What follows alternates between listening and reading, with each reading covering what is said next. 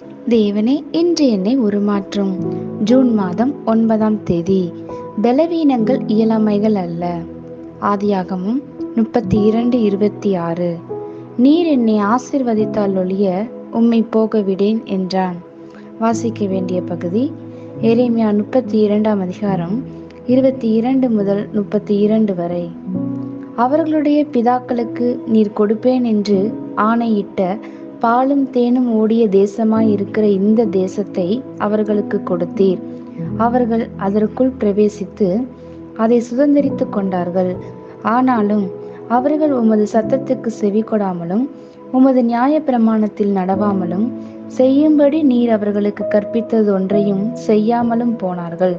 ஆதலால் இந்த தீங்கை எல்லாம் அவர்களுக்கு நேரிட பண்ணினீர். இதோ, கொத்தளங்கள் போடப்பட்டிருக்கிறது, நகரத்தை பிடிக்க வருகிறார்கள். பட்டயத்தின் நிமித்தமும் பஞ்சத்தின் நிமித்தமும் கொள்ளை நோயின் நிமித்தமும் இந்த நகரம் அதற்கு விரோதமாய் யுத்தம் பண்ணுகிற கல்தேயரின் கையிலே கொடுக்கப்படுகிறது. நீர் சொன்னபடி சம்பவிக்கிறது. இதோ, நீர் அதை பார்க்கிறீர்.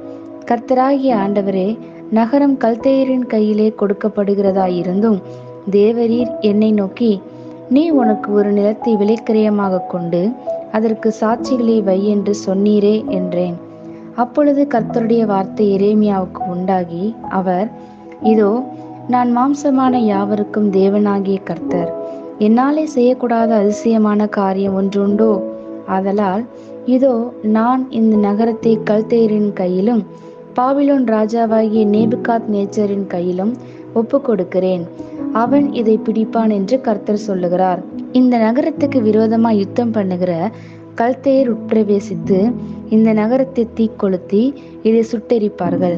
எனக்கு கோபம் உண்டாக்கும்படி எந்த வீடுகளின் மேல் பாகாலுக்கு தூபம் காட்டி அந்நிய தேவர்களுக்கு பானபலிகளை வார்த்தார்களோ அந்த வீடுகளையும் சுட்டெரிப்பார்கள்.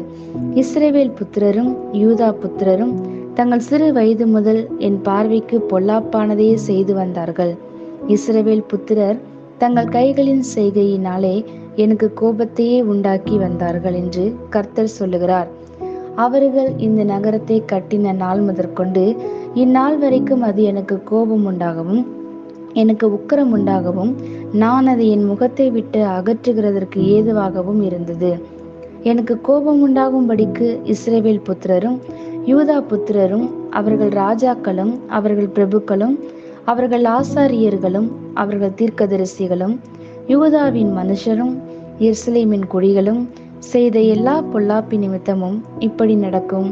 ஆமேன். 1 வயது குழந்தையால் 5 கிலோகிராம் எடையை தூக்க இயலாது. அந்த குழந்தையின் வரையறை அவ்வளவே. ஆனால் 10 வயது சிறுவனாய் வளர்ந்த பின் அப்படிப்பட்ட நிலையில்லை. அந்த எடையை அந்த பையன் தூக்க முடியும். குழந்தை வளர்ந்து பெரிதாகும் போது அந்த பிள்ளையிடம் காணப்பட்ட வரையறை நிலை குலைந்து போயிற்று. குழந்தைக்குரிய வரையறைகளுக்கு மேற்பட்டவனாக சிறுவன் இருக்கிறான். ஒருவேளை சரீர, பொருளாதார, ஆவிக்குரிய பிரகாரமான நீங்கள் குறை உள்ளவர்களாக இருந்தால் அதுதான் முடிவு என்று எப்போதும் நினைத்து விடாதீர்கள். கடந்த காலங்களில் எது நடந்திருந்தாலும் தேவன் உங்களது எதிர்காலத்தை கட்டுப்படுத்துகிறவராயும் உங்கள் முடிவை தீர்மானிக்கிறவராகவும் இருக்கிறார். காரியங்கள் ஒருபோதும் மாறாது என நினைப்பது அவிசுவாசம். நாம் அறிந்தபடி அவிசுவாசமானது தேவனது செயல்பாடுகளை தடை செய்யுமே ஒழிய பிரயோஜனமுள்ள ஒன்றையும் உண்டு பண்ணாது. பலவீனங்கள் இயலாமைகள் அல்ல. தேவனை விசுவாசத்தோடு நோக்கி பார்க்கும்போது உங்களை விருத்தியடைய செய்ய அவரால் கூடும். எல்லாமே முடிந்து போனது போல இருந்தாலும் உங்கள் வாழ்க்கை ஆரோக்கியம், பொருளாதாரத்தை திரும்ப எடுத்து நிறுத்த தேவனால் கூடும். ஏனென்றால் அவர் சீர்படுத்துதலின் புதுப்பித்தலின் தேவனாக இருக்கிறார். பரிசுத்த ஆவியானவர் தாமே உங்களது விசுவாசம் மற்றும் தரிசனத்தை பெரிதாக்கி அவர் பார்ப்பது போல உங்களை பார்க்க செய்வார். பிசாசு பார்க்கிற வண்ணமாய் பார்க்காதீர்கள். பிசாசு சூழ்நிலைகளின் மூலமாக பேசுவான்.